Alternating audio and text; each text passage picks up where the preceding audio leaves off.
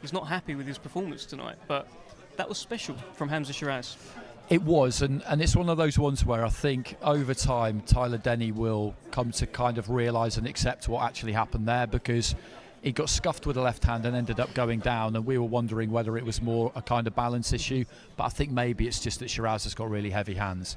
And when he put him down the second time, he hit him on the top of the head 2 or 3 times. Perfectly legal blows, but punching down, and then he dips. He's hitting him on the top of the head hard. You remember when Golovkin used to left hook people on the top of the head? That really weird shot they used to throw. I'm not saying Shiraz is Golovkin, but he is a big, big puncher. And it just took his balance away. 20 seconds later, he probably would have been absolutely fine. But in the moment when the referee's looking at him and wanting him to do certain things, his body just wouldn't quite do it, which is why he stopped it. But that doesn't normally happen to you when you get hit by punches that didn't seem that big, but they kind of just shudder through your skull. And all of a sudden, your body just won't respond. Yeah, listen, Hamza Shiraz has got these long levers, and on the end of them are very, very heavy hands. They may be the heaviest hands in the middleweight division. That's 15 consecutive knockouts now in his career. Every middleweight that he's faced, he knocks them out. Chris Eubank Jr. was in attendance tonight. I'm not sure if he was ringside for Hamza's fight or not. I asked Hamza what he thought about maybe Eubank being around, and he suggested maybe Eubank, if he had seen it, would defecate himself. Let's say that. I'm not sure if Eubank would do that, but what sort of statement does it send out to the middleweight division? It's not necessarily the kind of performances that's going to encourage somebody to get into the ring with you, or it might encourage them to kind of price themselves out, if that's possible with the Saudis. But it is, because they're not going to be taken for fools by anybody. We know that. I think Eubank might stay away, just because I do think he wants to try and win a world title, and he'll feel like he needs to get to Carlos Adames or Erislandy Lara or Janabek. I'm not saying that he would definitely beat any or all of them, but he probably needs to try and get to one of them before Shiraz, possibly. I mean, I loved that fight. I thought it was a great fight, and when he asked for it, Hamza, after the 5 versus 5, I was pretty sure Eubank would take it, because it's a big money fight, it's a big platform fight. It just seemed like his kind of thing. But he's a shrewd man, and he's ended up on the Saudi card anyway against somebody, with respect to Kamil Jeremeta, who's not nearly the same kind of threat as Hamza Shiraz. So I think they might be better off just seeing what they can do with the Adames, Team Shiraz. Well, I think on the Eubank front, I think there is an understanding from Hamza Shiraz. He's aware that maybe he needs to just increase the profile a little bit more fights, more big knockouts, just keep doing what he's doing. Tonight, chief support at Wembley Stadium, there was a roar as he entered the ring, and there was an even bigger roar as he exited the ring. That is star power. So he is building his stars, so that maybe someone like Eubank does have a look and say, hold on, who actually else is there? Maybe he starts making the hit list. No, I agree with that. I think he is building that star power. He had Roberto Duran kind of following him into the ring for a bit, which is always impressive. Yeah. I thought his live music act actually worked as well. I think live music acts, when they're following a fighter into the ring, generally speaking, well, they can often be a bit of a disaster, to be honest, but I thought that kind of worked. And as we've been saying all week, he looks the part. He carries himself well. He's this kind of gentleman pugilist, if you like. Yeah. But make no mistake, he's in there to deal with you, and deal with you he will, in the most savage way he can, because that's the game we're in. Bit like Buatsi. Yeah. And I think he's doing everything right at the moment, Hamza Shiraz. He really is. He got some rounds in against Williams, carried that power late, got the stoppage there. That was good. And box then ticked. Exactly, yeah. Had a chin check in that fight as well. Yeah, and now he's stopped a European champion in 2 rounds. Yeah. And that's impressive. Look, it's a tremendous vein of form that Hamza Shiraz is in. Just a welcome to viewers joining us on this live stream. We are at Wembley Stadium. We've just witnessed Daniel Dubois beat Anthony Joshua. Frank and Daniel. And Frank Warren, and I believe Daniel Dubois will be taken to the stage. Let's head over to Frank Warren and Daniel Dubois. The IBF World Heavyweight Champion, Dynamite Daniel Dubois.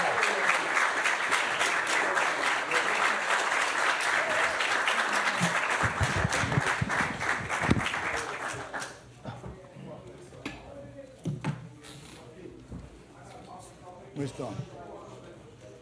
Okay. Questions? Let's go. Yeah, pull that one over and you got none. Yeah, I feel great. You know, did what we need to do, did what we came to do, and you know, we got the job done. You know, I'm just over the moon, and you know, I thank God, I thank my family, thank my father for getting me through this and getting me to this point, and I'm just glad that I've done it. Yeah. Yeah. That's right. Tell him. Yeah. Congratulations, Daniel, on your performance. Yeah. From the first round, you looked very, very strong and focused. Is that what you worked on for your early attack?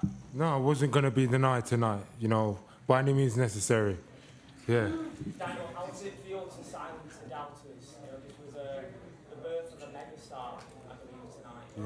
What did you make of Josh? Close that door. Yeah.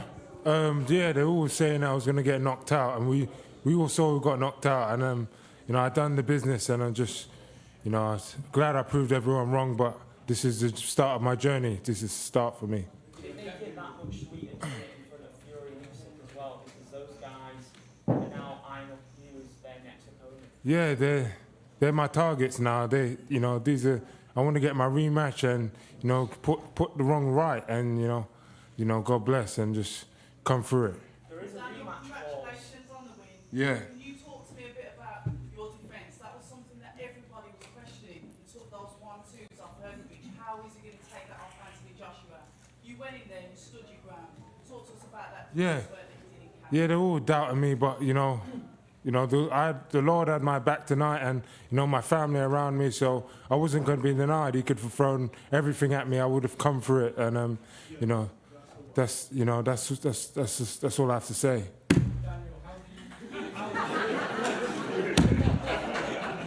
I endorse that. Mic drop. How do you reflect on your growth from defeat to Usyk until now? I mean, selling out Wembley Stadium. I mean, Yeah. How do you reflect on your journey from that defeat to Usyk? 4 fights in a year. Yeah, 4 fights. It was just a growing process for me, a growing journey. To me, tonight didn't even. It felt almost like a dream tonight in the ring, and I just had to seize the moment. So, you know, I thank my dad. I thank my, you know, God and my whole family for being around me and just keeping me grounded and, you know, giving me this opportunity. And I took it with both hands tonight. Daniel, can you just take us through your journey, because you've won here in the capital. It's very much a London story. You're a Greenwich boy. Yeah. All of those amateur gyms you would have gone to get to this moment, to take on AJ in front of the world and to defend your belt. Yeah, it's almost like a dream. It's almost like a dream, but yeah, we're just. It's a dream come true. Yeah. Daniel, every week when we talked to you, we asked you why you were so calm, and you said it's the calm before the storm. Yeah. Yeah. Why were you so calm? What did you do in the game plan? Yeah, I'm calm anyway. Cool, calm, collective. Yeah. Many years ago, you That's said it. that this man is going to be a problem for the heavyweight division. He's just beaten the former fighter. Sorry, say again. Many years ago, you said that Daniel's going to be a big problem for the heavyweight division. He's just beaten the former 2-time heavyweight champion of the world, a man who sold out Wembley on more than one occasion. What do you do next with him, considering the fact that you also look after another top heavyweight, Tyson Fury, and of course he's got a rematch coming up with Alexander Usyk? What's the next option for Daniel? We'll see what happens on the 21st of December in Riyadh. Let's see what the outcome of that fight. Tyson, I believe, will win it. But the fight, I would love to see Daniel lace him up against Usyk again, because I believe that he should have won that fight, and I still believe it wasn't a low blow. And he's shown what he's all about. Matt Lennon for Boxing Social. Daniel, you've been on one hell of a ride. It's been noted, everyone's questions. What was that turning point for you after the Usyk? Was there a specific moment in camp where you just went, you know what, I know what's going to happen here, and still had confidence to go on and do what you've done tonight and create history? We had chats, didn't we, after that fight? Go on, it's done. We talked after the fight. We had a talk, and I'm still saying now, it's a fight that he could have won. I genuinely believe that. I'm not going to go along. I argue again about the low blow. We're living in the moment now. In the moment we're in now, this man just showed what he's all about. He went in as an underdog, according to a lot of people, big underdog. Most people had written him off, even in this fight had written him off, and I felt from day one that this was a winnable fight for him. And he went out and with a game plan of putting him on the back foot, and as I said at the time, whoever goes on the back foot in this fight, they're going to get beat. And he did that and stamped his authority on the fight from the first round. And it was an exciting fight, and I think it was as a heavyweight fight. It was a shootout at the end because Daniel got clipped. You know, you've got to take your hat off to AJ. He came back and he threw a big punch and caught him. But it became a shootout, and he done him with a counter. And it was our Hagler-Hearns moment. It was so exciting, and as I said, you go in there, and you know, because he's the nation's favourite, they cheered him, cheered AJ going in. But I said they'll cheer him when he comes out, Daniel with a belt, and that's exactly what the crowd did. Daniel, you said before... They know what he is. Sorry, Frank. Daniel, you said before the fight that you needed to win tonight to prove to everyone you were a legitimate and to feel like a legitimate world champion. So has that sunk in that you are now a world champion, and how does it feel? Yeah, definitely. It does. It feels great. I feel like the champ, and you know, I want to keep this belt, just keep this train running. It's great. Do you still dream of next year perhaps having a shot at undisputed? For sure, yeah. Right that wrong, and get back, and you know, just fulfill my full potential now. Frank, Riyadh season has hosting a huge number of fights, a huge historical fight. One of them it was today. What do you think about it? What do I think about Riyadh season? Yes. This fight, the Riyadh season. Yes. I've got to be honest. You know, for all of us, everybody involved in boxing and sport, it's been brilliant. It's not even a year, is it? You know, the first one was last October, which was Tyson, and it's just gone from strength to strength. It's changed the whole dynamic of boxing. It's enabled us to make some fights that we'd never been able to make, and undercards, you know, phenomenal undercards that you know everybody's enjoyed. And the proof is in the pudding is tonight. And Riyadh season came to London. All this week we've had a great build up for the fight in iconic London buildings and attractions and sites. It's just been fantastic, and I generally feel that. And I read some of the negative stuff a couple of the leading writers wrote about this, and I find it amazing. Someone always wants to kick it. That, you know, this is for our sport. It's just been absolutely brilliant. Daniel, has it sunk in yet? And what does the future look like for you? Yeah, it's sunk in. I knew it was my night tonight. You know, my dad and everyone behind me pushing me on, and it was my night tonight. I wasn't going to be denied. And still. Yeah. Nice. Amazing. Yeah. Daniel. Sorry, you've been involved for boxing for a long time. Just talk to me. That's one of the best knockouts I've ever seen, one of the best finishes. Oh, it's phenomenal. I mean, you know, no one's done that to AJ like that, have they? Nobody has done it. And Daniel. This man's got phenomenal power in both hands. He's got a great chin himself, because AJ caught him with a couple of good shots, a really good, was it right hand he caught you with? I think it was. He caught him with, so, and he caught yeah. you with a good uppercut. Yeah. He caught him with some great shot, and he took him. He's got a good chin, a very good chin, and he gritted his teeth and came through it and done him with a counter. So for me, it's been, I like to be, you know, we started this journey together, the team, you know, with his dad, his family, and it's coming to fruition. You know, Don's done a fabulous job as, you know, as his trainer, as his lead trainer. I mean, I take my hat off to him what he's accomplished, and he deserves every moment of it. It's just been a great ride, and it's going to get better and better because there's some brilliant fights to be made. And he's a young man. He's a young man. Well, you're 27 now. And that's young for a heavyweight, 27 years of age. And you look at the guys who are there now, there's some brilliant fights to be made, some brilliant fights. Daniel, Gunman Boxing, you laid him out like a picnic blanket. Did you know that from your early spars and your infamous spars with Joshua that you were going to be the power puncher in this fight? I just knew tonight that this was my moment. I wasn't going to be denied. And, you know, I thank the whole team. I thank my whole family for getting me through this and keeping me mentally strong and, you know, ready on it. And, you know, With you all the way yeah, through. definitely. Right, could you mind if we just do 3 more questions, because he wants to get off and I can see all the family get away. Frank, Antoine on ITV News. Frank, I know you're a historian of boxing. Where will this particular fight weigh up in the annals of time? Where will this fight go? 96,000 people at Wembley. Go and ask them what their memory is going to be of this. It was a fabulous, fabulous fight. And I do feel it was our heavyweight version of Hagler Hearns, the way, especially at the end when they were both catching each other. It was just unbelievable. They took some big shots in there before it all ended. And I thought, and I'll tell you something, it weren't just about the punches. Daniel's jab is superb. He has a superb jab, and that was the key to winning this fight, by putting him on the back foot with that jab, and that's what he set out to do, and that's what he did. And Frank, you said you've been there at the start of Daniel's journey across the small arenas to the big shows to the 96,000 at Wembley. Just how proud are you of his journey and what he achieved tonight? I'm extremely proud of him because I believed in him. I believed in him, and when you had some people, some of the things they said, especially after the fight he had with Joe Joyce, when he had 4 fractures of his eye socket and was told that he had gone on, the retina would have come apart, and we wouldn't be here tonight. So it's very easy for some people on the safe side of the ropes to say what they say, but for me, he showed his character certainly in his last 3 fights. He's had to grit his teeth like you cannot believe against. He's had, 3 undefeated fighters and AJ, the nation's favourite.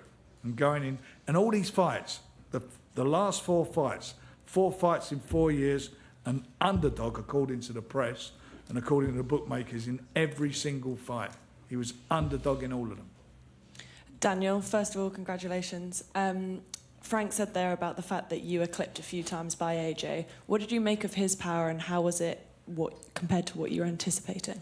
Yeah, you know what? You couldn't keep me down. He was going to have to nail me to that canvas. I was just unstoppable tonight, and it was a good fight in there, and I just enjoyed it. I enjoyed the whole moment, winning and coming through that, and fulfilling my potential tonight anyway. So yeah, on we go. And we know that you're close to your dad, and we saw a video go out already of you 2 embracing in the changing room afterwards. What did he say to you in that moment? You know what? He's just proud of me, and just proud of the whole team effort. My dad especially pushing me and keeping me on the right track. As you talk sports, Daniel, congratulations. And we all know early on in your career you got some unfair critics about not being able to handle it when the going gets tough. We know you've dispelled those rumours, and when the going gets tough, you get going. Do you think that was ever a thing, and has it been something that you've had to work on, or was it all a myth all along and you've always had that in you? No, tonight I became Daniel in the lines then, and I had to come through that. I was unstoppable tonight, and I was on a roll, and the Lord was with me, and I just come through it. Dynamite Dan. Yeah. Yeah.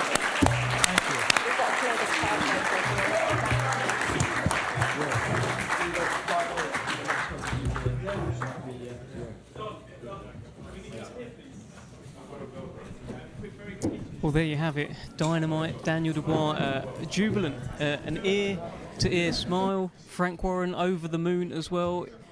He did say after he beat Filip Hrgović, "This is my time, this is my era." He's a very happy boy. He is, and talking to boxers, they all say there's just no better feeling in the world than winning a fight, and plenty of them have played other sports successfully on occasions, but that just winning in the ring is like nothing else. And I could believe that. Yeah. I could believe that because of the pressure of it and the sheer jeopardy of it. Because the reality is, at heavyweight, when you've got 2 massive punches, what you want to do to the other person can always be done to you. Yeah. And every time you manage to escape from that ring, and it hasn't happened to you, it's a happy day. And then when you put on top of that the fact that he's retained that IBF World Heavyweight title, in a lot of people's eyes, that was him winning it tonight, basically, wasn't it? Yeah. People will look at it in a lot of ways as being kind of like a vacant title. Those 2 boxed for it, and he's now totally legit. It legitimises it. I think that was always the argument, because when he beat Filip Hrgović, it was for the vacant interim title. Usyk vacated, but forget all of that. It doesn't matter now. None of it matters now at all. Do you know what Daniel Dubois kept saying? He said, I wasn't going to be denied tonight. He just had that spirit, had that will. Don Charles had been talking about this being a spiritual fight in the build-up. Daniel Dubois' father as well has talked about it being destiny. I guess when he's saying things like I wasn't going to be denied and then he's not denied despite shipping a few shots, maybe it was just written for Daniel Dubois tonight, Andy. I think it can be sometimes because fighters can be quite fatalistic about things. They talk about fights and what can and cannot happen, and they all accept that, you know, some you win, some you lose, and you never really know what's going to happen. But every now and again, they will say that they get this kind of feeling where everything has gone right and they arrive at the week of the fight and they feel great. It's unusual, but they feel great. And then they wake up in the morning of the fight and they feel like they're exactly where they need to be. And everything throughout the course of that day just reinforces that. And self-belief is a fragile thing, but a massively powerful thing. It doesn't guarantee you'll win, but if you don't have it, you will definitely lose. Mm-hmm. And he's got it in bundles now, and he started well, and that was so important. Joshua was tentative with the jab, which I didn't really understand, if I'm honest. And as he came forward, Dubois was good with his jab, as we said, closed the gap, landed the right hand, and that just put that final bit of wind in his sails that he needed, because there would have been nerves there always is. But if you start well, then any lingering doubt you might have is wiped out. Well, stick with us on the stream. We are expecting, behind us, up on the press conference table, we are expecting Anthony Joshua probably to be joined by Eddie Hearn as well, so he will address the media here tonight. And it's a big moment, really. I mean, there was a feeling of passing of the torch kind of vibe to it. It was a bit like Joshua Klitschko. It had that kind of feel about it. How do you feel AJ will deal with this loss? It'll be difficult. It'll be difficult because defeats always are, because defeats at heavyweight, they can be very, very bruising in all sorts of ways. It was against Ruiz, that was the first one, and hard, obviously. Usyk was a different kind of experience, but that second one in particular I think was really, really difficult because he did a lot better the second time, but he still couldn't translate it into a win, and the pressure and expectation of that resulted in him doing what he did in the ring afterwards. And then with this, it was kind of a homecoming in a way, because he boxed Usyk at Spurs, but he lost. So he hadn't had a big stadium win in the UK for quite a while, and that's what he was looking to achieve this week, and it hasn't happened. I don't think there'll be any thoughts from him about hanging them up. I don't see that. I'm not saying he should either, but it'll be hard the next few weeks. It'll be difficult. It's a grim place they go to, boxers, when they get beaten, particularly when you get knocked out. Yeah. Because that is, I mean, it's a violation, isn't it, of sorts, and it's a crushing of your own ambition. And he will blame himself, because that's what they all do. The idea that somebody can just be better than you on the night, that doesn't really work as an explanation to explain away the defeat and allow you to rehabilitate yourself and come back. You have to think of something better than that. Yeah. You have to think of something weird if you need to, like Wilder did against Fury. Like Manny Pacquiao post Floyd Mayweather. There were things about shoulders. Fighters often do it, but AJ didn't make any excuses in that ring. He didn't say this happened in camp or anything like that. Very magnanimous, and there was no antics. Yeah, he was. I think he'll stay that way, to be honest. I think he will stay that way, but maybe privately he'll be able to come up with some reasons. I think he needs to be able to come up with some reasons. You don't have to tell everybody else. People generally do, but you don't have to tell everybody else. It didn't go well for him tonight. He didn't, he didn't perform in the way that he would have wanted to, and that was ruthlessly exploited by Dubois. I think AJ will probably be furious with himself. It's one of those. We know that he is meticulous in his preparation. We know that he is all about self-improvement. He takes every single percentage to try and get better and better, listens to motivational stuff, tries to take in as much information as possible. I'd imagine this will be something that he will be watching back again and again and again, thinking, how can I get him back? Yeah, he will be, and he's got that rematch clause, so he can go down that. He can go down that road, and if you've performed poorly, and I think the conclusion he will reach is that he beat himself as much as Dubois beat him. I think that's what he'll come up with as the reason why he lost, and that will mean that he will definitely take that rematch. He took the immediate rematch against Ruiz. He did it against Usyk. This is a guy who does not shirk. challenges. No, absolutely not. And yeah, a nod to that. He didn't have to fight Usyk. I know Usyk was the very first time. Usyk was his mandatory. There were other options. You could have swerved that. You could have navigated away around that fight. Yeah, and yeah, said, you always can. Yeah, you can say when you've got the marketability he's got, you always can. But he took on Alexander Usyk. He did it at Tottenham Hotspur Stadium. We've got to give him credit. Even now, Daniel Dubois, he's taken on essentially a young, hungry lion when he himself is nearly 35. He's taken on the challenge of this guy who, maybe for the first time in a few fights, he's got a guy in front of him who was genuinely trying to take his head off. He did it from round one as well. And just very curious to see how he does deal with it, what he's going to say up there. But a big night for Frank Warren and Queensberry as well. You can't shy away from that. I mean, there was the whole 5 versus 5 tonight. Kakachi picked up the win over Warrington. Daniel Dubois has done that to Anthony Joshua. Frank will be flying. Yeah, absolutely. He is the man at the minute, isn't he? I don't think there's not much more you can say about that, really. And I thought Willie Hutchinson, to be honest, showed a lot in that fight too. It was a bit too soon for him, as it turned out. There's quite a big golfing experience between those two. But he just stayed in there. I thought he was going to come apart in the second half. It looked a couple of times like he might, and he didn't. And he actually finished quite strong. He did, yeah. The split decision was crazy. He didn't win that fight. But there's a lot to build on there for him to come again. But no, Queensberry are having a right old time of it the last few months. And on that, by the way, Joshua Buatsi picked up the split decision win over Willie Hutchinson. We've all seen the fight, I'm sure. Buatsi was strong. He was just strong. And Willie Hutchinson was landing a few heavy, clean shots, sometimes in combinations. He was countering in combinations, but couldn't make a dent in Joshua Buatsi, really. Buatsi had Willie Hutchinson down a couple of times. Willie Hutchinson showed a lot of heart to keep getting up. It was a thrilling fight at light heavyweight. It was a good fight. And actually, I thought Hutchinson did. I think he did buzz Buatsi up a couple of times.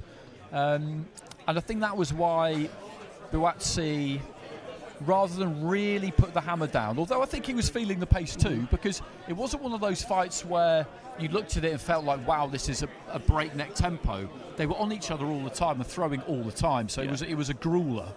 And I think Buatsi realised, actually, this guy's got enough left here and he can crack a bit and he's still dangerous. I don't need to take any undue risks here.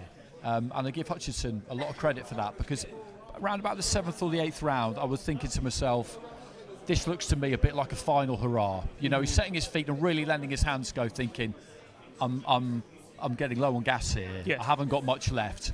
I need to try and knock him out. But then he managed to keep going. So, yeah, it was a good watch, that one. It was a good watch. Kakachi against Warrington tonight as well. Anthony Kakachi picked up the unanimous decision win over Josh Warrington, and I guess there's two real stories from that. Kakachi retains his IBO world title. The IBF wasn't on the line, but also at the end, Josh Warrington left his 2 gloves in the middle of the ring, almost symbolic that maybe we won't see him again in a ring. Yeah, maybe that's what that was about. It was kind of an interesting night on the scorecards, because I felt like Josh Kelly outpointed Ishmael Davis quite handily, and the cards were really close. I felt like Kakachi beat Warrington, but that it was quite kind of clear winner in a close fight. 7-5, 8-4, not 10-2.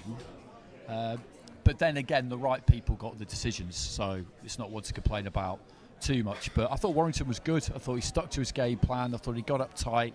I thought he attacked the body well. Kakachi just had that bigger air of danger about him and put a dent in him a couple of times and hurt him a couple of times. It just kind of got on top of him. But if he does go out, Warrington, that is a perfectly acceptable way to go out, because massive night, and he did himself no disservice at all. Only he will know if he's got it in him, basically, to do another training camp. That's largely what it comes down to sometimes. You get offered a big fight, and that's great, of course, but it's the bit beforehand that can really cause the problems. And if he's decided that he's been doing this for long enough and he's given enough of himself, then, I'll be the first one to shake him by the hand, because he's had an unbelievable career and he's been great for the sport. Well, just a reminder to those just joining us on the stream, we are live at Wembley Stadium. Daniel Dubois has beaten Anthony Joshua tonight. We've heard from Daniel Dubois and Frank Warren at the stage behind us. We are awaiting Anthony Joshua and Eddie Hearn to hold a press conference to address the media here, joining myself, Dev Sani, and Andy Clark. And there was another upset tonight. Daniel Dubois beating Anthony Joshua was an upset. There was an upset first fight of the night. Mark Chamberlain loses out to Josh Padley. Yes, I did not see that coming. I thought he boxed really, really well, Padley, and what he did really well was he just messed with Chamberlain's distance to the point where Chamberlain just never found it all night. And he's usually so good at that. Just keeps his feet underneath him, finds that distance, and just rolls those punches out. And with that natural power, that's taking care of people. But Padley was either just out of range or he was all the way in. And Chamberlain just couldn't get to grips with it. So you have to give Padley all the credit in that situation. Chamberlain will be disappointed with the performance, and yeah, like we said, he'll be very, very self-critical and blame himself. But in that instance, I just thought Padley, two judges had it 6 rounds to 4 for him, one had it 5-5. I thought they were good cards, actually. Do you know, I said it to a couple of fighters in the build-up about how, how in the ring sometimes it's the punches that you don't see coming. Maybe it's also the fights that you don't see coming. I thought, it's a problem. That it is a problem, because no matter how much you tell yourself, don't be flat, don't be flat, don't be flat, don't underestimate this person, it still ends up happening sometimes. Yeah. I saw it last year when Zach Chelly was supposed to fight Mark Heffron for the British title, ended up in with Mark Jeffers, not for the title, and he was flat. And Jeffers is really good, and he beat him. Yeah. Sometimes you try everything you can to guard against it, but you still fall into that kind of trap. But Padley did that to him. He took him to that place, and he was great in the ring after too, wasn't he? His interview was tremendous. Basically just saying, come and promoters come and get me, fighters come and fight me. Anyone can get it. Yeah, well, listen, he's an electrician by trade. I don't think so anymore. I think he's very much a fighter by trade now, Josh Padley. He's arrived at lightweight, super lightweight. He actually said that this is the first time he had a camp. He really feels he's a super featherweight. Yeah, I could believe that. Because, 140 is way too big for him. And that often happens when you get down to full-time training and you're able to rest better and eat exactly when you need to. Yeah, I could see that happening. Well, in the main event, of course, ringside, it was a galaxy of stars. Tyson Fury was there, Alexander Usyk, Conor McGregor with a cigar, I believe. I think there were multiple shots of that. The world was here tonight, but in particular, I want to speak to you about Tyson Fury, Anthony Joshua. For years, that has been the fight that people have wanted, the public have been crying out for. There were various moments in time it looked like it could be done. It now feels further away than ever, to me anyway. What do you think? It does, because what people were looking at before this was Joshua beating Dubois, then Fury beating Usyk, and then we could have a Grand Slam all-British heavyweight undisputed smash-up here next year. That's what we were all looking at, and that would have been absolutely extraordinary, but we know better than to try and plan too far ahead, and it does seem like it's a long way away now. Mm-hmm. If Tyson was to lose to Usyk in the rematch, then you could see a way how they might do it at that point, because if you don't do it then, it's never going to happen. And it would still be big. But not as big. Maybe even if he beats Alexander Usyk. Yeah, I mean, it's always going to be a big fight, because of the names, the name value. Ultimately, this game at the highest level, when it comes to pay-per-views, it is just about how famous you are. There will surely still be a will and a want to see that fight, but people now also will be very curious as to what would Daniel Dubois do against Tyson Fury? What would this version of Daniel Dubois do against Alexander Usyk? He's got the heaviest hands in boxing. He appears to have the best jab in the heavyweight division. Usyk's not getting any younger. Maybe Daniel Dubois needs to be really looked at seriously here. Well, of course. I mean, you look at what he's done tonight. Joshua's lost to 2 people before tonight. One was Ruiz, one was Usyk. Usyk with 2 defeats, but did much better the second time around. And I always felt that performance was kind of underrated in the aftermath. Unfairly so. So, Joshua's a top performer. People always like to tear people down, but he is a proven top performer. Absolutely. And going into this fight, people were talking in glowing terms about the rebuild and the performances against Wallin and Ngannou, and correctly. Mm-hmm. So we can't have any of this after timing where people try and claim that this isn't as big a win as it actually is, because that would just be utter nonsense. And Dubois against the winner of Fury against Usyk, there's the problem with the rematch clause, but that's the fight to make, isn't it? Because it's another fight for undisputed, particularly if Fury were to beat Usyk, because Fury would want another opportunity to become undisputed. He absolutely would. It's fascinating. It's another point to what happens with these Riyadh season cards. We always spring a surprise. Remember coming back from Fury and Ngannou the first time. What on earth just happened? How did Ngannou just knock down Tyson Fury? So many little upsets have happened. Parker, it's been chaos, Wilder. hasn't it, when you think about it? It really has. It really has, because, yeah, we've both been on this train from the beginning, and Fury and Ngannou, I remember sitting there at ringside, and you got the ring coming up through the floor and the music acts, and fantastic, and then you get to the fight and you just think, okay, well, I'm pretty sure I know what I'm going to see here. To the point where I wasn't scoring it properly. Then all of a sudden Tyson gets knocked down. I thought, hang on a second, he might have won those first three as well, and then all bets are off and plans are made for Joshua Wilder, and of course they go out the window because Joshua Parker's got other plans. It's been great. Yeah, it really has. Unpredictability is what sport's about. It's been utter chaos. It has seen the birth and the rebirth of many stars in boxing. Think 3 fights ago, Daniel Dubois lost to Alexander Usyk there was a ton of controversy. Was it a low blow? Was it not a low blow? But ultimately, Usyk stopped Daniel Dubois.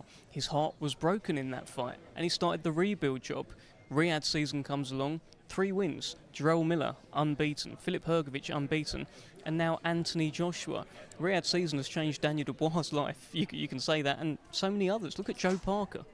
Yeah, and it's been good to see him around this week as well, isn't it? He's always tremendous company, and he'll want in on that scene, and rightly, because he's picked up these 2 big wins. I think Zhang wants a rematch, and he had a rematch clause too, so these rematch clauses could always complicate things, but you do feel like, with the people in charge that are in charge, that they might not necessarily mean as much as they have in the past. That's not to say that you won't get a rematch if you've got a rematch clause, but you might be able to be persuaded that you could wait, maybe. But yeah, Parker's been a big winner from it, certainly. And there's just been storylines all over the place, to be honest. And the storyline tonight is that with Daniel Dubois. He's retained his title, he's legitimised his place as IBF World Heavyweight Champion.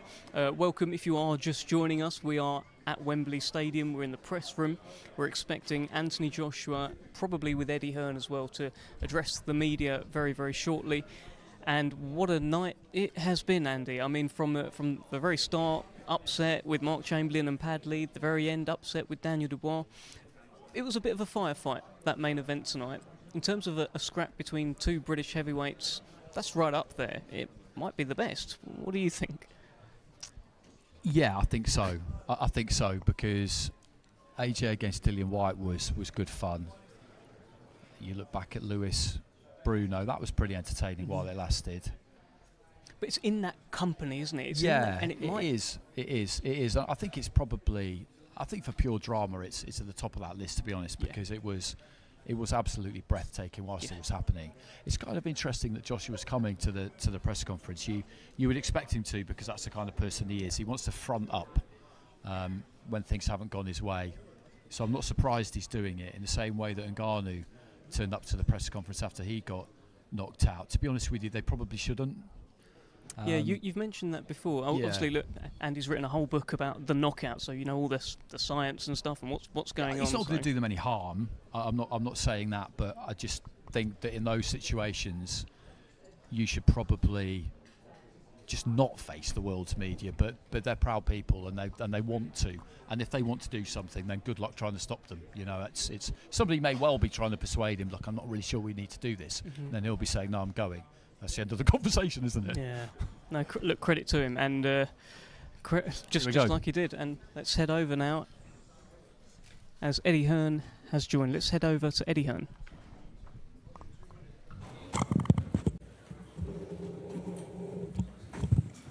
Good evening.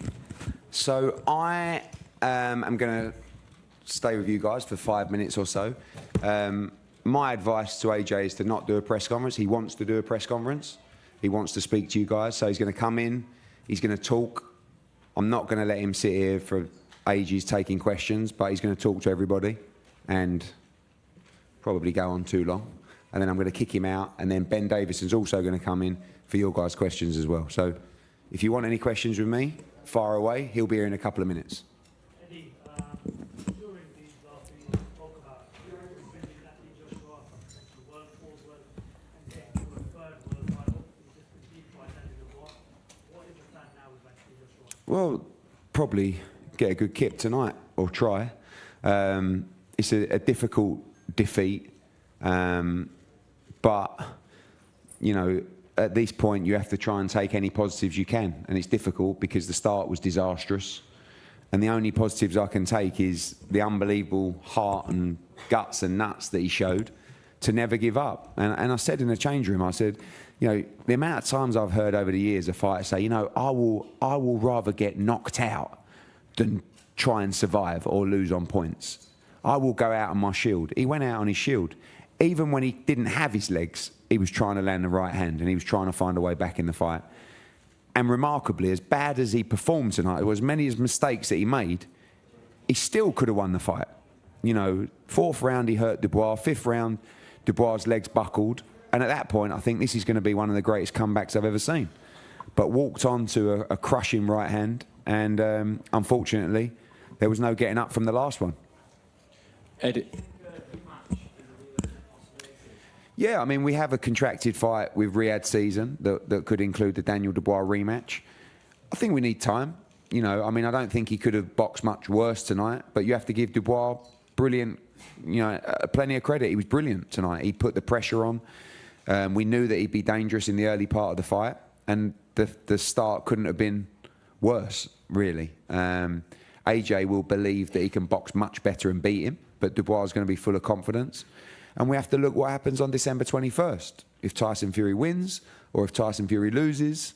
But no immediate rush. But I know what AJ's like and he would love to have another crack at him.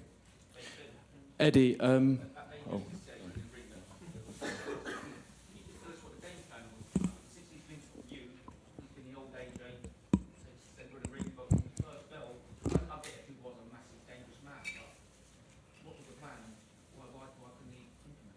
Yeah, we knew Dubois, he returns all the time when you jab, so that was something that we was looking to capitalise on. For whatever reason, you know, things didn't get going as we'd like to in the early part of the fight. That was just one of the things that we was looking to pick up on. Obviously, there was a few other things as well, but just didn't manage to get the things that we was looking to get going early. And then a couple of things that we was looking on to capitalise on, like Eddie said at the end, there was a couple of very, very, very short spells of it, and one of those was when he managed to land that right hand, and then there was a couple of things we wanted to do to follow up moments like that, and just didn't apply it the way we'd prepared to, unfortunately. But by that point, a lot had gone on. You know, he's not thinking straight. So, yeah, difficult, very difficult pill to swallow. Eddie,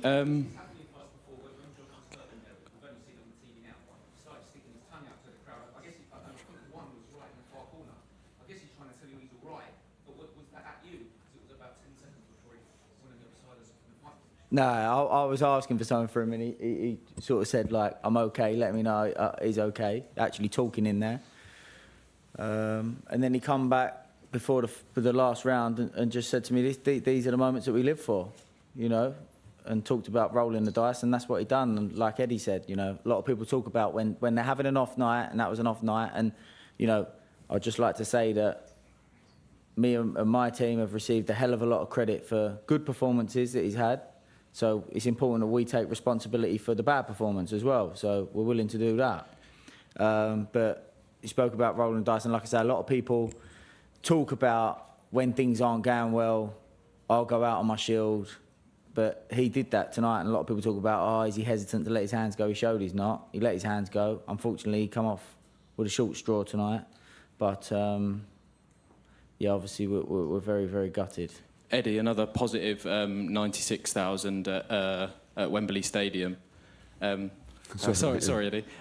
One positive from the fight, I mean, 96,000 at Wembley Stadium tonight. A lot of people would argue without Anthony Joshua, considerable amount of stadium fights wouldn't be filled the way they were. I mean, how do you reflect on the massive crowd in there to support Anthony Joshua tonight? It was incredible, and you know, I think Daniel Dubois deserves a lot of credit as well. You know, I don't think he was disrespected as the champion, but he was the clear B-side in the fight, and he come out as a star tonight as well. You know, I think he's a handful. You know, he's a good young man, and he's come back from a lot as well. You know, people have written AJ off before in the past. We all wrote Daniel Dubois off, me included. You know, and actually he showed again tonight. Took some good shots tonight. You know, and it was only really when the 4th and 5th round come that I was thinking, actually, we could start breaking him down here. But by then, like Ben said, you know, because of the start, it's so difficult without a clear head to actually apply the things that he's been working on. And even then, you know, my dad messaged me. He said, wow, he said, made so many basic errors and still could have won the fight. You know, and that's a positive to take out of it. That I said to him, you've got to be proud you even found a way back into the fight. Because after the second round, for me, the fight's done. It's over. And, you know, people always question people's heart. You know, even the last knockout, he's scrambling to get up. He couldn't have tried another inch. And that's all you can give to people, you know. And I think when you do that, you can look yourself in the mirror and say, I might not have been good enough tonight, but I've tried my nuts off and I gave everything.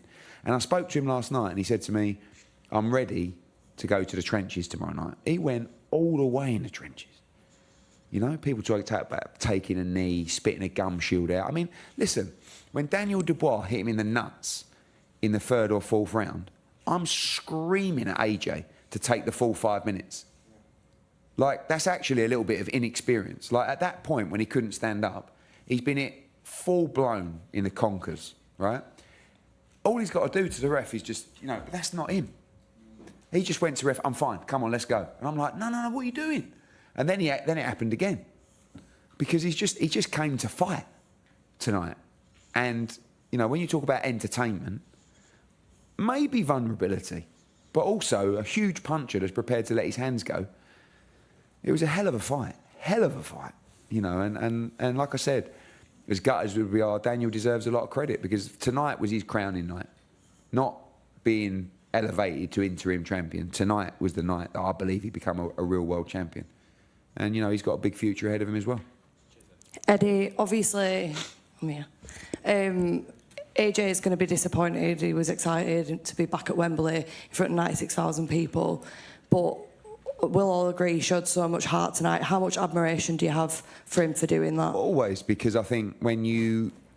It's not just the admiration of being in the ring, it's the admiration of how he lives his life, how consistent he is working with Ben, and the achievements that he's had in his career, the money that he's made, and he still wants it more than ever. And, you know, I think, you know, unless there's something Ben's not telling me or AJ's not telling me, which I know there isn't, camp was good. You know, like, no excuses, well prepared, nice and confident, looked unbelievable in the changing room. I mean, punching so hard, but just had a disastrous start. And unfortunately, against a big, strong puncher, it's hard to recover. And, you know, he nearly did. But the admiration is not just about what he did tonight. He went to deeper depths tonight than I thought he would or could, in all honesty. Like, and that's total respect for him, because it's not just hanging on, it's standing there and letting your hands go when your legs are gone. Do you know what I'm saying? It's a difference. Someone comes in and they lose every round, they go 12 rounds and it's a little bit of a celebration. Oh yeah, I lost on. He was like, he was either going to get knocked out or he was going to flatten Daniel Dubois. And unfortunately, it was the first one. Eddie,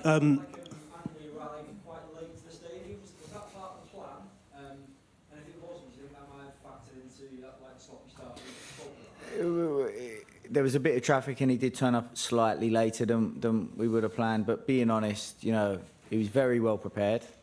You know, we knew Daniel was going to start fast. There was nothing that shocked us in that, oh, we didn't expect him to do that. Just, whatever reason, got off to a bad start. And, you know, it's very early, coming off the back of the fight. We'll go back, we'll review what we could have done better, of course, and go from there. Eddie, Yeah. When it comes to Anthony Joshua, across social media, some people will look at him 34, going to be 35. There'll be talks of, is this the time to retire? What will you say to AJ in terms of his future? Well, I mean, you know, everyone's very fickle, aren't they? Yesterday, he's in the form of his life, never looked better. Wow, this is unbelievable, this new resurgence. As a bad start, you know,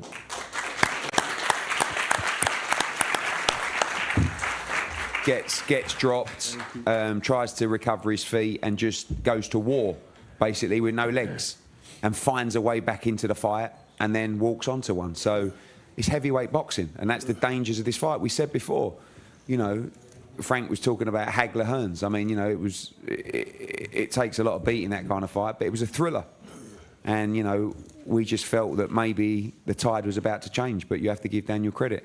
I'm going to pass the mic to AJ. I've explained you wanted to come and do this. I told you not to, but you always do it. We're not going to take questions, but you wanted to say a few words. Firstly, always walk with your head high. We took a shot at success and we came up short, unfortunately. We rolled the dice, man, for the third time.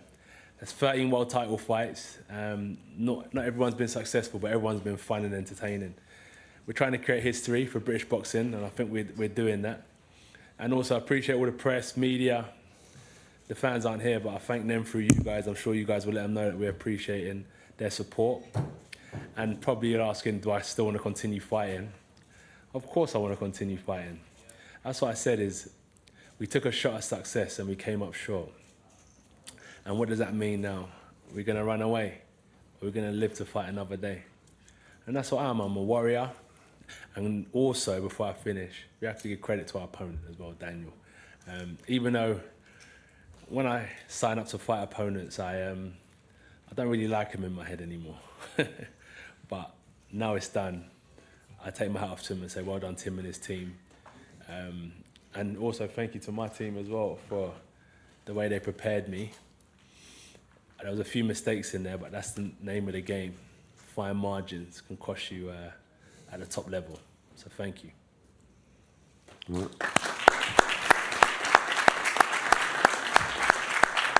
Is that all good? That all good? Yeah. Yeah? Thank you guys again. Much appreciated.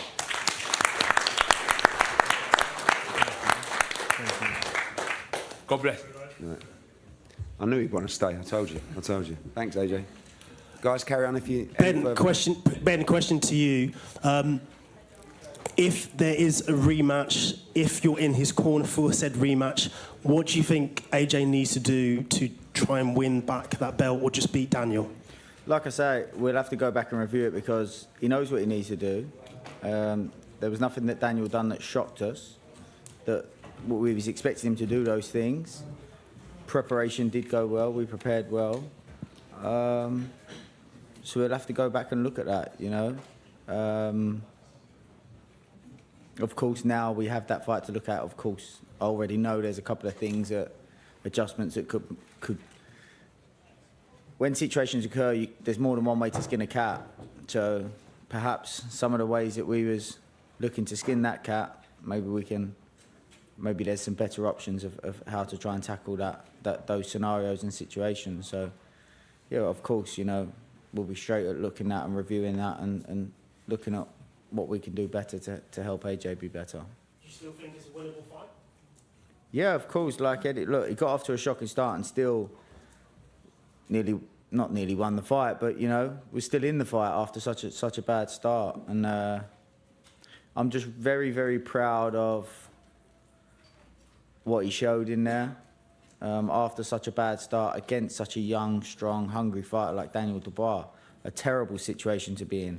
I'm not saying a lot of fighters would quit in a sense of asked to be pulled out, but a lot of fighters wouldn't keep trying to fight the way that AJ did. So I'm just really proud of him for that. Ben, what were you saying to him in between the last couple of rounds? I know it would have all been happening so fast.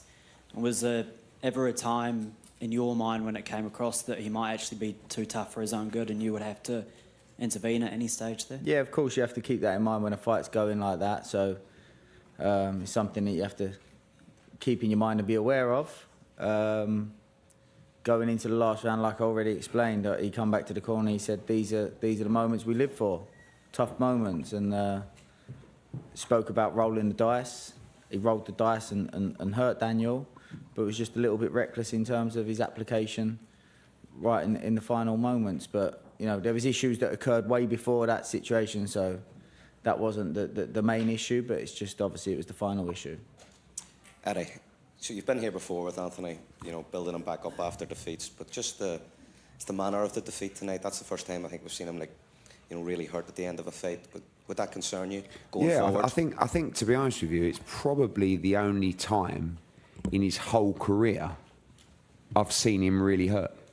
So it's not bad, having won 2 World Heavyweight Championships, 13 World Championship fights, and that's the only time he's really been hurt, to a point where he couldn't get up. Do you know what I mean? Heavyweights get knocked out all the time. And you never want to see a heavyweight get knocked out, but it is the first time in his career he's been properly hurt. So you never want to see it, and you never want to carry on too long, but at the same time, AJ is a heavyweight that doesn't actually have many miles on the clock, in all honesty. And, you know, the moment that Ben comes to me and says, just doesn't look the same fighter anymore. And by the way, AJ is the one that will call that shot before anyone. You know, fighters sometimes need saving from themselves. AJ's a smart guy. He's got a big team of people around him. We all know that we've seen the best AJ over the last year. So, you know, it's difficult to say just because he got chinned tonight, well, that's it, you know. But, of course, he's in the closing chapters of his career. There's no doubt about that.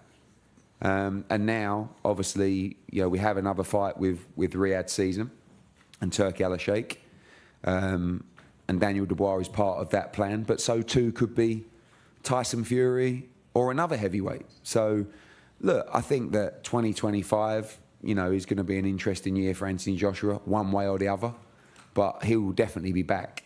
And whether it's against Daniel Dubois, Tyson Fury, whoever, you're going to be entertained because, you know, that was incredibly entertaining. Albeit you don't want to see your fighter get beat like that. But our interests are to make sure that he leaves this sport with legacy, with a huge amount of money in the bank, but also with his health intact. And, you know, if you start getting knocked out like that, you certainly have to look at it. But really the first time in his career when he hasn't been able to get off the deck. And there's been many times he's been down and never not tried to get up. But that one was just a shot. You know, when you try and land an uppercut and you get caught trading by a huge right hand, it doesn't matter who you are, you're getting knocked out. Unfortunately, it happened with a lot of damage on the clock.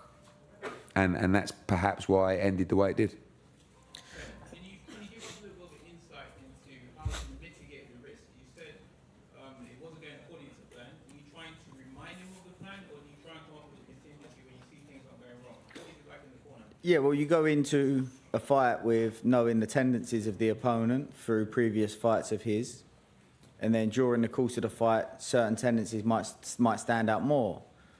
For example, when you do this, he's often doing that. This is how you deal with that situation.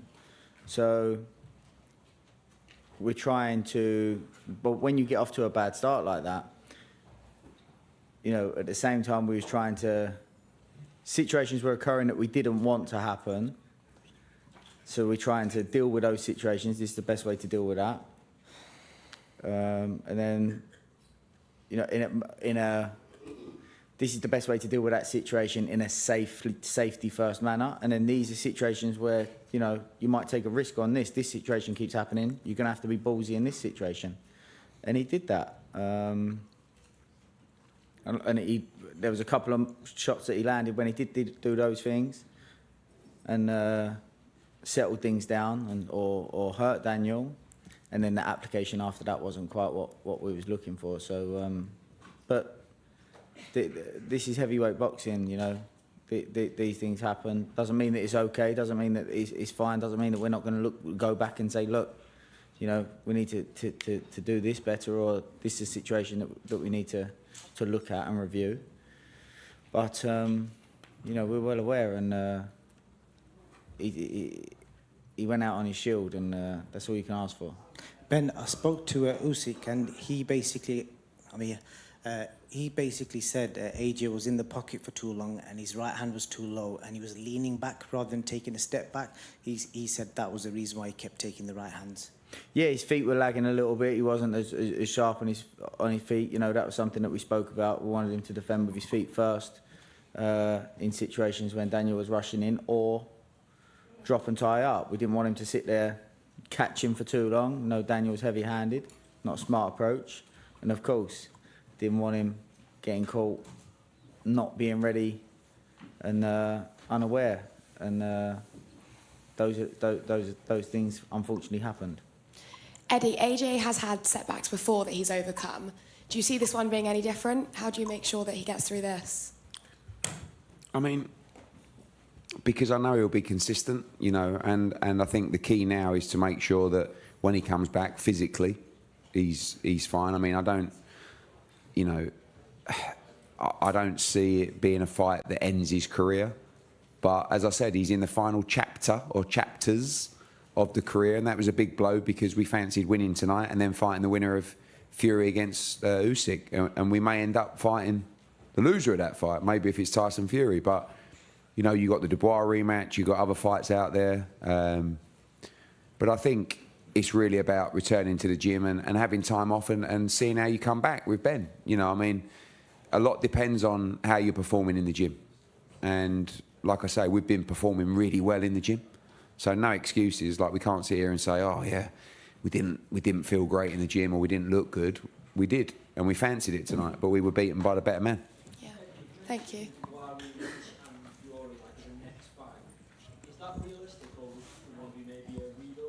I just don't. I mean, look, again, we're a team, so we discuss all of this together. The rebuild, you know, at this stage, I mean, we've rebuilt. We've had 4 good wins. The last 2 look really good.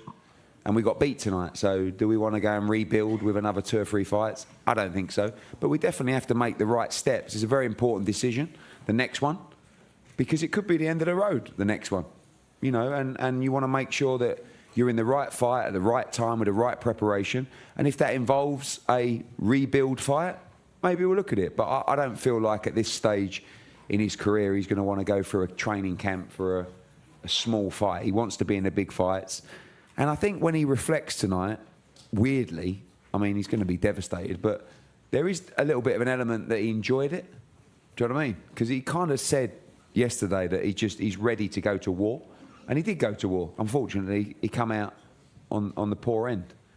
But he did dig in, you know, and he never stopped trying to win, even, like I said, when he didn't have his legs. Eddie. Is it going to be difficult to maybe, not necessarily convince him, but talk to him about the other possibilities because he's head body?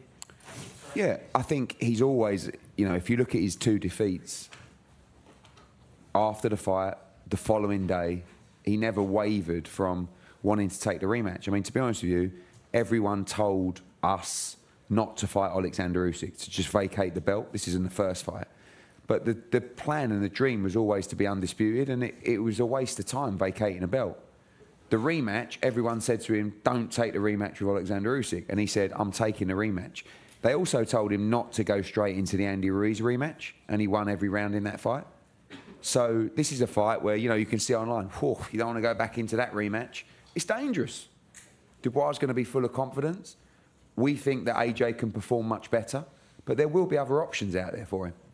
But I know that in his head, any fighter will want to avenge a defeat.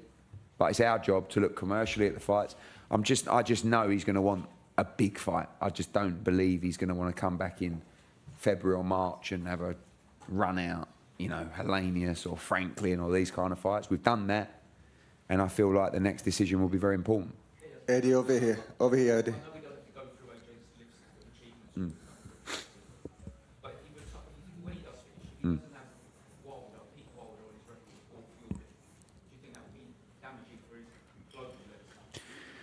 Not really. I think he's done unbelievable.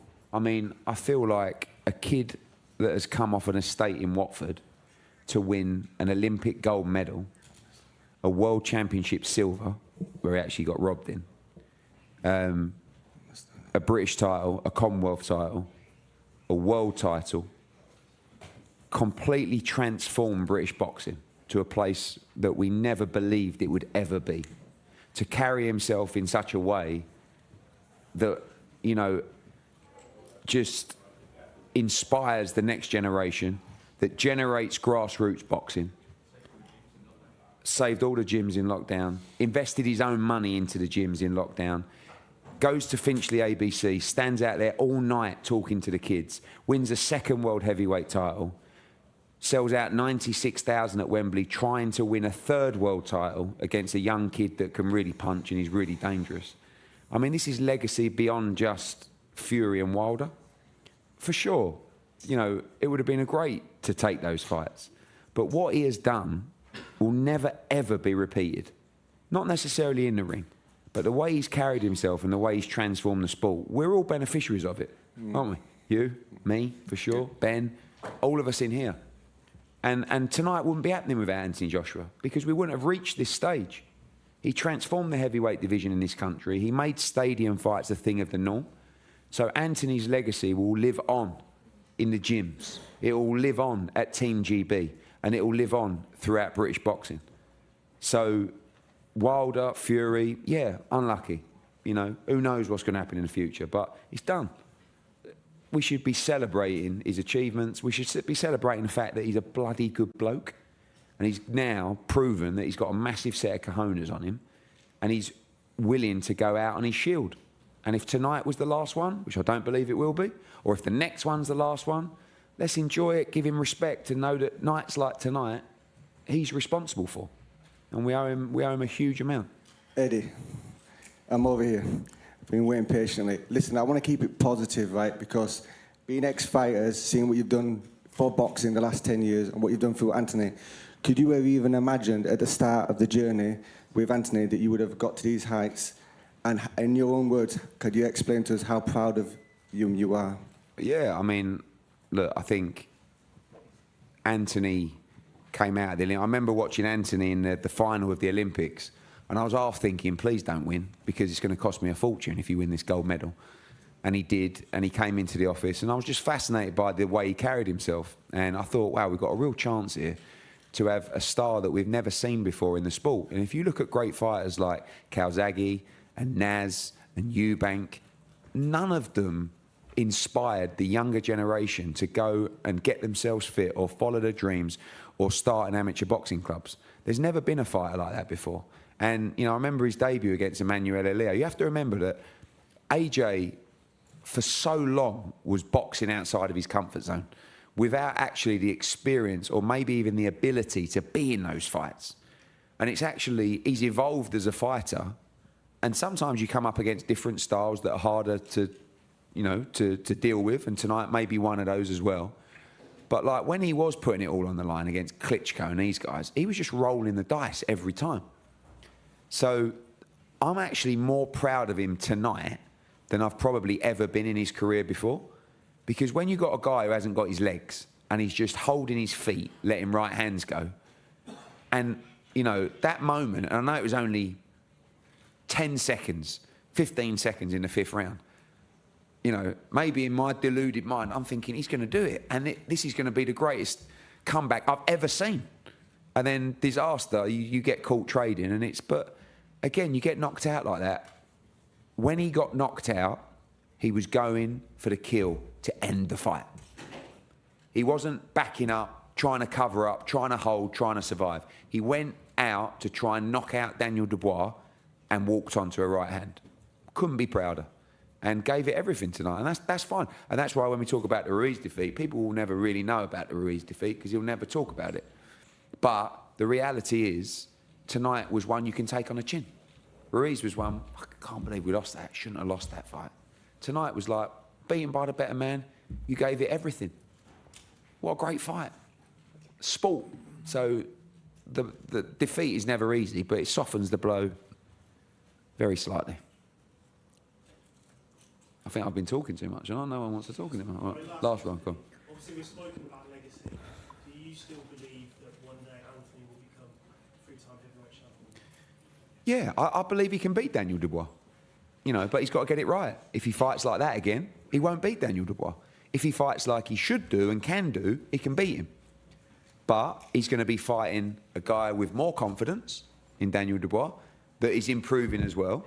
So he's up against it. So, you know, I think that at this stage, I know what will be in Anthony's mind. Probably the World Championship. You know, I feel like the World Championship meant a little bit more to him this time around. But I feel like moving forward, it will just be, give me the biggest fights. And then if you get beat again, then you're going to have a tough decision to make. But he'll always want to win the world title, but I think he'll just want the biggest fights that are out there in 2025. What do you want from him? Want him to be happy. Said it after the Usyk fight, didn't I? Same thing.